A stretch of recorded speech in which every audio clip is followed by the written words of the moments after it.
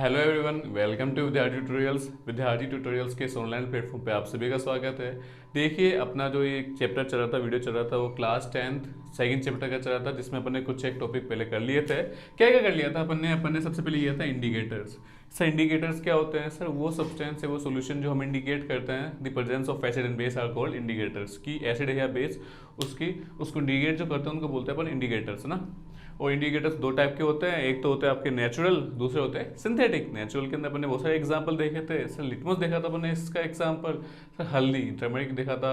उसके अलावा अपने रेड गार्बेज देखी थी, कैबरेज ना, रेड कैबरेज देखी थी। इसके सारे के सारे इसके एग्जांपल्स थे। इसके अलावा कुछ ऐसे भी थे जिसकी स्मेल चेंज होती थी, और स्मेल के चेंजेस के बेसिस पे अपन क्या देखते थे कि भाई एसिड है या बेस।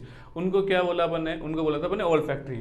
ये था अपने किसमें? नेचुरल इंडिकेटर्स में। इसके अलावा दूसरे जो होते हैं वो होते हैं सिंथेटिक इंडिकेटर्स। सिंथेटिक इंडिकेटर्स मतलब कि सर वो जो हम बनाते हैं, इसके दो एग्जाम्पल आपकी बुक में दिए हुए थे। एक तो थे आपके मेथिल ऑरेंज, दूसरा था आपके फिनोफ्थलीन। इसके बाद है आपके डिफरेंस अपन ने देखा था किसके बीच में? एसिड और बेस। अपन ने एसिड और बेस के बीच में डिफरेंस देखा था कि sir sour in taste, bitter in taste, less than pH value 7 acid की, इसके लिए more than 7 it turns blue to red acid. और ये बेस क्या करता है? बीबी कर देता है, बेस ब्लू कर देता है। Base turns red litmus to blue. इसके अलावा फोर्थ इसके एग्जांपल एसिड के थे HCl, HNO3 वगैरह वगैरह। उसके KOH, सब कुछ अपने देख लिया। जिसने अगर नहीं देखा है वीडियो, वो पुराने वाली वीडियोस देख सकता है। ठीक है। उसके बाद अपने देखा था रिएक्शन देखी थी एसिड एंड बेस की, पहले मेटल के साथ। तो इसमें अपने देखा था when acid react with metal it produce salt and hydrogen gas, है ना। इससे अपन ने अलग अलग क्वेश्चन देखे थे कि अपन ये आइडेंटिफाई कैसे कर सकते हैं कि यहाँ पे हाइड्रोजन गैस ही है। अपन ने ये देखा था, अपन ने इसका एक्सपेरिमेंटल जो डायग्राम था वो देखा था। इससे एक क्वेश्चन अलग ये था कि हम खट्टे जो है ना, कर्ड या जितनी भी जो खट्टी चीज़ें होती है उनको मेटल के बर्तन में क्यों नहीं रखते। उसका आंसर भी इसके अंदर ही था। फिर अपना मेटल कार्बोनेट और हाइड्रोजन कार्बोनेट के साथ था। ठीक है, कि भाई एसिड जो है वो कार्बोनेट या हाइड्रोजन कार्बोनेट के साथ रिएक्शन करते हैं तो क्या होता है। ठीक है, इसमें आगे मेटल पे आएगा, मेटल कार्बोनेट और मेटल हाइड्रोजन कार्बोनेट के साथ जब रिएक्शन करते हैं तो क्या होता है। तो अपन ने देखा था यहाँ पे CO2 गैस रिलीज होती है। इस CO2 गैस की प्रेजेंस के लिए अपन ने लाइम वाटर लिया था। लाइम वाटर में जब जैसे CO2 गैस जाती है, लाइम वाटर मिल्की हो जाता है। अगर एक्सेसिव अमाउंट में डालते हो तो मिल्की जो है, उसका जो अपीयरेंस है मिल्की, वो गायब हो जाती है। फिर अपन ने देखा था ईच अदर कि acid react with base is form salt and water. This reaction is known as neutralisation reaction. Metallic oxide के साथ अपन ने देखा था एसिड मेटलिक ऑक्साइड के साथ रिएक्शन करते हैं, सॉल्ट एंड वाटर बनाते हैं। दैट्स वाई मेटलिक ऑक्साइड जो होते हैं वो कैसे होते हैं? Basic nature. और non metal oxide react with base and produce salt and water. That's why non metal oxide is acidic nature. इसके बाद अपन ने देखा रिएक्शन वाटर की, पानी के अंदर क्या होता है, जितने भी जो एसिड्स होते हैं वो क्या हो जाते हैं? In form of ions change हो जाते हैं, जैसे H+ एंड Cl-। लेकिन जो H+ है वो क्या फ्रीली एग्जिस्ट नहीं करता। दैट्स वाई ये करता है, it's react with water and form H3O ना, क्या बनाता है? आयन, हाइड्रोनियम आयन बनाता है। जबकि बेस के लिए अपन ने देखा था कि कंप्लीट सारे के सारे जो बेस है वाटर में डिसोसिएट नहीं होते, और जो होते हैं उनको अपन ने एल्कलाइल्स कहा था, एल्कालीस, है ना। ये अपना हो गया था। इसके बाद का आज चलेगा अपना बेटा। इसके बाद जो नेक्स्ट है आपके, which is your pH scale. क्या है आपके? PH scale. अब पीएच स्केल की बात करो तो क्या है बेटा? सिंपली है एक ऐसी स्केल जिसको यूज किया जाता है to measure the strength of acid base, की एसिड और बेस की स्ट्रेंथ को मेजर करने के लिए जिस स्केल का यूज किया जाता है वो स्केल होती है पीएच स्केल। इसके नोट्स आपको चैप्टर के एंड में मिल जाएंगे। ठीक है, और कोई डाउट हो तो आप कमेंट भी कर सकते हैं। उसके अलावा नीचे जो FB इंस्टाग्राम है वहाँ पे जाके भी हमें मैसेज कर सकते हैं, फॉलो कर सकते हैं। ओके, तो देखो ये रहा आपका स्केल। ये है इधर की साइड है 7, बीचों बीच में 14 इधर है, 0 इधर। तो इसकी जो रेंज होती है पीएच स्केल की 0 से लेकर 14 तक होती है। 7 से जैसे जैसे कम आने लगते हैं तो ऐसा कैसे इसका एसिडिक नेचर बढ़ने लगता है, और इधर जाने पर इसका बेसिक नेचर बढ़ने लगता है। मतलब यहाँ पर तो क्या है? सबसे स्ट्रॉन्ग एसिड, यहाँ पर क्या है? सबसे स्ट्रॉन्ग बेस H+ और OH-। ठीक है, ये है आपके पीएच स्केल, है ना। पीएच स्केल से scale which is used to measure the strength of acid bases in pH scale. जो P होता है ना, P उसका मतलब होता है पावर। P मतलब ऐसे, P मतलब पावर, P वाला पावर नहीं। P जो है एक जर्मन वर्ड है पोटेज, है ना, पोटेंज, जिसका मतलब होता है पावर। ठीक है, पावर या और यू कैन से स्ट्रेंथ, है ना। पावर या फिर जो स्ट्रेंथ है वो इसका मतलब होता है ये ना, P का मतलब। उसके अलावा जो H है, H शो करता है हाइड्रोजन आयन को। ठीक है, कि किसी भी सॉल्यूशन में हाइड्रोजन आयन की पावर ही इसकी क्या कहलाती है, पीएच कहलाती है। अब यहाँ से है ना, लास्ट ईयर इसकी डेफिनेशन थी, लास्ट ईयर जो बच्चे थे 10th में उसको उनको डेफिनेशन याद करनी पड़ती थी पीएच स्केल की। इस साल इसकी डेफिनेशन नहीं है, फिर भी हो सकता है बहुत से स्कूल में करवाया जाए, इसलिए उसको देख लेते हैं अपन उसकी डेफिनेशन को, कि पीएच इक्वल्स टू माइनस, ठीक है। अब यहाँ कुछ देखो, नेगेटिव है, नेगेटिव का साइन है, एलओजी है, इसको बोलते हैं लोगोरिदम। क्या, लोगोरिदम, जो 10th के बाद आपके आएगा, कोई कॉमर्स लेगा तो लोगोरिदम। और ये डब्बा जो है ना, ये है आपके कंसंट्रेशन, क्या बोलते हैं इसको, कंसंट्रेशन, और ये है आपके H+ यानी कि हाइड्रोजन आयन। तो अगर किसी को ये फॉर्मूला याद है ना, तो सिंपल सा इसकी डेफिनेशन क्या बोलेगा सर, यहाँ से स्टार्ट करते हैं, negative logarithm of the concentration of hydrogen ion. Sir, negative logarithm of the concentration of hydrogen ion is called pH. किसी भी हाइड्रोजन आयन की जो कंसंट्रेशन है उसका नेगेटिव लोगोरिदम ही उसकी पीएच कहलाती है। इसकी डेफिनेशन वापस देखोगे तो sir, negative logarithm of the concentration of hydrogen ion is called is pH. इस साल इसकी डेफिनेशन नहीं है, फिर मैंने आपको बता दी, ठीक है। ये आ गया आपके पीर स्केल।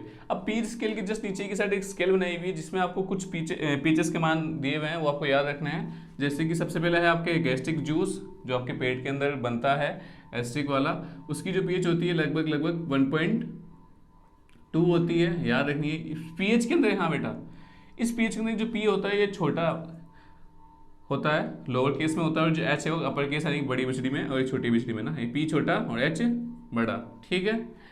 तो गैस्ट्रिक जूस का जो पीएच होता है वो 1.2 होता है, रिमेंबर दैट। लेमन जूस या नींबू का जो जूस होता है ना, इसका जो पीएच होता है वो 2.2 है। प्योर वाटर जो होता है उसका जो पीएच होता है बेटा, वो होता है अप्रोक्सीमेट 7 का मीन है यहाँ पर, ना तो एसिडिक ना ही बेसिक, ठीक है। और बात करूँ मैं ब्लड की, तो ब्लड जो है उसका होता है लगभग 7.4, थोड़ा हल्का सा लाइटली बेसिक होता है। मिल्क ऑफ मैग्नीशिया का जो फॉर्मूला होता है वो होता है आपके MgOH ट्वाइस, इसका पीएच होता है 10, क्या, इसका पीएच होता है 10। सोडियम हाइड्रोक्साइड, क्या, सोडियम हाइड्रोक्साइड का जो फॉर्मूला है वो आपके NaOH है, इसका होता है 14 यहाँ पे लास्ट में। तो ये कुछ आपके दिए हुए थे, इनमें से जो आपको याद रखना है, वैसे सारी याद करनी है अभी, लेकिन फिर भी सबसे इंपॉर्टेंट आपके ब्लड के लिए है कि ब्लड का पीएच कितना होता है। ये आपका हो गया। इसके बाद अपन देखेंगे कि डेली लाइफ में पीएच की क्या इंपॉर्टेंस है, उसको अपन देखेंगे, ठीक है, कि डेली लाइफ में पीएच का कितना क्रूशियल रोल प्ले करता है।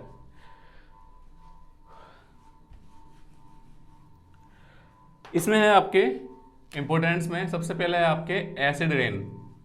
क्या है आपके एसिड रेन टॉपिक आपके लिखा हुआ नहीं है, आपके ऐसे लिखा हुआ है effects of pH on plants and animals. तो उसके अंदर एसिड रेन कि पीएच का प्लांट्स एंड एनिमल्स पे क्या इफेक्ट पड़ता है। तो मैं आपको बता दूं, बरसात जो होती है ना, रेन वाटर, रेन का जो वाटर होता है वो प्योरेस्ट फॉर्म ऑफ वाटर है, मतलब प्योरेस्ट फॉर्म होता है वाटर का, कि उसमें कोई भी इम्प्योरिटीज नहीं होती। लेकिन फिर भी बाद में नीचे आते आते वो किस में चेंज हो जाती है, एसिड रेन में। उसका रीजन सुनिएगा। लेट्स सपोज कोई क्लाउड है, ये तो बचपन से पढ़ते आ रहे होंगे आप, एसिड रेन। और यहाँ पे क्या है, आपकी कोई सिटी है, जिस सिटी के अंदर क्या है, फैक्ट्रीज से निकल रहा है धुआं, और जो है आपके स्मोक है, डस्ट है, पोल्यूशन है, वो सब निकल रहा है यहाँ से। और उसके अलावा जो साधन है आपके व्हीकल्स है उससे निकल रहा है, वो सारा का सारा जो पोल्यूशन है वो यहाँ पे गिरता हुआ है ऊपर की साइड। तो आपकी जब बादल में से जब प्योरेस्ट फॉर्म ऑफ वाटर, एकदम पानी, जो शुद्ध पानी जब निकलता है, वो जब गिरता है तो ऐसा तो है नहीं कि वो मुड़ के नीचे गिरेगा, डेफिनेटली नॉट। वो इस पोल्यूशन में से निकलेगा ना, इस पोल्यूशन जो डस्ट है, जो पोल्यूटेड एरिया है, उसमें से निकलेगा। जैसे इसमें से जाएगा, इसकी क्या होने लग जाएगा, इस वाटर का जो पीएच है क्या होने लग जाएगा, डिक्रीज होने लग जाएगा। और जैसे ही रेन वाटर का जो पीएच है वो 5.6 से कम हो जाएगा ना, 5.6, तो उस रेन को बोलते हैं अपन एसिड रेन। तो ये तो एक्सप्लेन नहीं करना, आपको बस इतना बोलना है कि सर जब भी रेन का जो पीएच वैल्यू है रेन वाटर की वो 5.6 से क्या हो जाती है, कम हो जाती है। जब भी जो रेन है उसकी पीएच वैल्यू 5.6 से कम हो जाती है, उस कंडीशन में उस रेन को एसिड रेन कहा जाता है। ठीक है। अब इसका इफेक्ट क्या है बेटा, इसका इफेक्ट ये है कि ये सिंपली आप अपनी स्किन के लिए बहुत बुरी होती है। आपकी स्किन जो है उसको नुकसान होता है इससे। इसका नुकसान होता है आपके जो क्रॉप्स होती है, जो फसलें होती है, उनको नुकसान होता है। उसके अलावा नुकसान होता है अपने सबसे ज़्यादा जो एक्वेटिक जो है ना एनिमल्स, एक्वेटिक जो क्रिएचर्स हैं, एनिमल्स तो क्या, एक्वेटिक जो क्रिएचर्स हैं उनको जो सबसे ज़्यादा इससे नुकसान होता है एसिड रेन से। ठीक है। इसके बाद जो सेकंड आता है आपके which is your pH of soil. First अपना हो गया एसिड रेन वाला, दूसरा है आपके पीएच ऑफ सॉइल।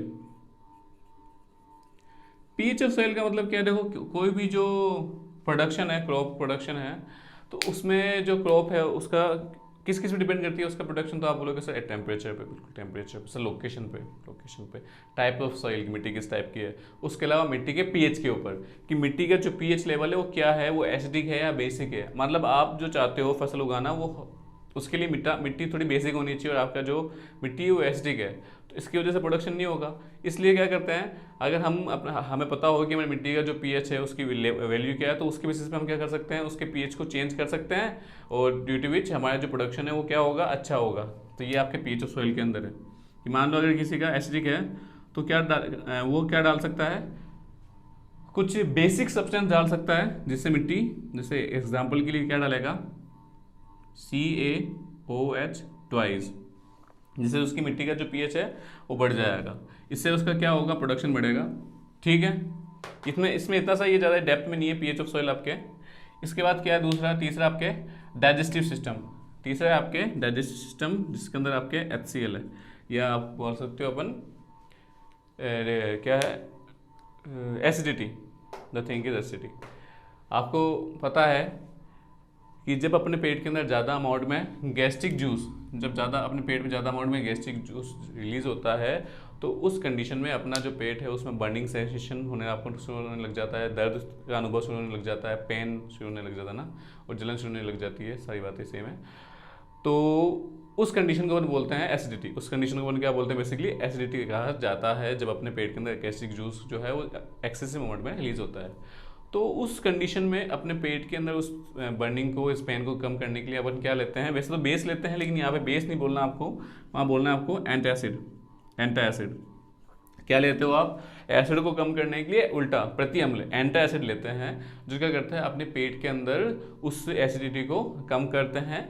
जिसके लिए हम क्या लेते हैं, जिसके लिए हम मिल्क ऑफ मैग्नीशिया का सॉल्यूशन लेते हैं, या फिर यू कैन से आप अगर बेकिंग सोडा लेना चाहे तो बेकिंग सोडा भी ले सकते हैं। वो भी क्या होता है, बेसिक होता है, जो कि एंटासिड के रूप में काम करता है। इवन जो आपका इनो होता है वो भी क्या करता है, एंटासिड के रूप में काम करता है। आपके पेट के अंदर जो पीएच है उसको क्या करता है, न्यूट्रलाइज कर देता है, रिएक्शन ईच अदर।